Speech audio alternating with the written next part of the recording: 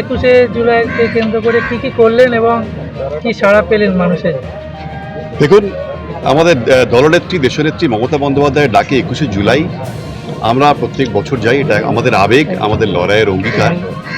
তো সেই উপলক্ষে আমরা তো বালি থেকে হাজার হাজার কর্মীরা আমরা সেদিনকে পায়ে পা মিলিয়ে আমরা ধর্মতলায় যাই। কিন্তু যেটা হয়, আমরা তার জন্যে যে প্রচার করি, মিটিং বলুন, মিছিল বলুন, সবগুলোই একটু আমাদের ওই রাস্তার দিকে হয়। কিন্তু এই গঙ্গার পশ্চিম কূল এর ওপর যে অবস্থিত আমাদের বেলুর এবং বালি, এই এলাকার বহু বাড়ি একদম গঙ্গার পশ্চিম পাড়ে অবস্থিত।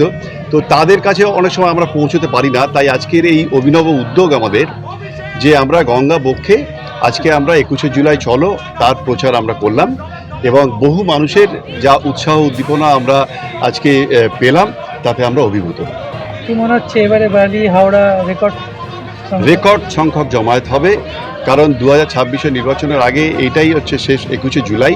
এবং যেভাবে এই বিজেপি বাংলা বিরোধী, বাঙালি বিরোধী কর্মকাণ্ড করে চলেছে, তাতে বাংলাও শপথ নিয়ে নিয়েছে যে এবার সব রেকর্ডকে ভেঙে এবার লক্ষ লক্ষ মানুষ সেখানে জমায়েত হবেন ধর্মতলায়, এবং হাওড়া থেকেও রেকর্ড সংখ্যক জমায়েত যাবে এবং সেখানে বালির উল্লেখযোগ্য একটা অবদান থাকবে। এবারে পূর্ণভূমি বেলুর মঠ ঘাট থেকে শুরু করে মা ভবতারিণী বালি ব্রিজ অব্দি গেলে একদমই তাই, আবেগটা কতটা? একদমই তাই। এই অসাধারণ এক অনুভূতি। এবং আমরা মা ভবতারিণীর আশীর্বাদ নিলাম এবং বেলুর মঠের পুণ্যভূমি, যেখানে ঠাকুর মা স্বামীজির পুণ্যভূমি থেকে আমরা আজকে যাত্রা শুরু করেছিলাম এবং সেখানে যাত্রা আবার শেষ করলাম। এবং এই দলীয় সকল সহকর্মীরা, আমার প্রাক্তন পৌরপিতা থেকে শুরু করে, পৌরমাতা থেকে শুরু করে সকল আমার শাখা সংগঠন থেকে আমার মহিলা কর্মীরা সকলে মিলে আজকে সকাল থেকে আজকে আমাদের একটা অসাধারণ একটা অভিজ্ঞতা হলো। এবং মানুষের সাড়া পাওয়াটাই আমাদের সব থেকে বড় কথা। কারণ মাথার ওপর আমাদের নেত্রী মমতা ব্যানার্জি, আমাদের সেনাপতি অভিষেক ব্যানার্জি আছেন এবং মানুষের যা সাড়া পেলাম, আমি নিশ্চিত এবছর বালি থেকে আরও বেশি সংখ্যক জমায়েত আমরা নিয়ে যেতে পারবো ধর্মতলায়। সাধারণ মানুষ, যারা অরাজনৈতিক মানুষ, তারা পর্যন্ত আজকে উৎসাহ করে হাত নাড়ছেন এবং আমাদের স্লোগান মেলাচ্ছেন, গলা মেলাচ্ছেন। তো সুতরাং আমি নিশ্চিত যারা গণতন্ত্রপ্রিয়, শুভ বুদ্ধিসম্পন্ন সাধারণ মানুষও এবার পায়ে পা মেলাবেন ধর্মতলায় যাওয়ার জন্য।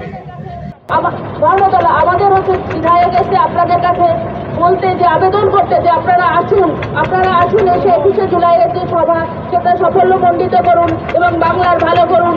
আপনাদের দুয়ারে এসেছেন আমাদের রানা চ্যাটার্জি, আমাদের প্রিয় বিধায়ক রানা চ্যাটার্জি। দিদির বার্তা, দিদির দুধ, দিদির চলে আমরা সাধারণ মানুষদের শান্তিতে ঘুমাচ্ছি, সেই জন্যই আপনারা আসুন, সেই আবেদন করছেন আমাদের দিদির দুধ, আমাদের দিদির সৈনিক, আমাদের বালির বাইরের কাছে দিদি, আমাদের রানা চ্যাটার্জি।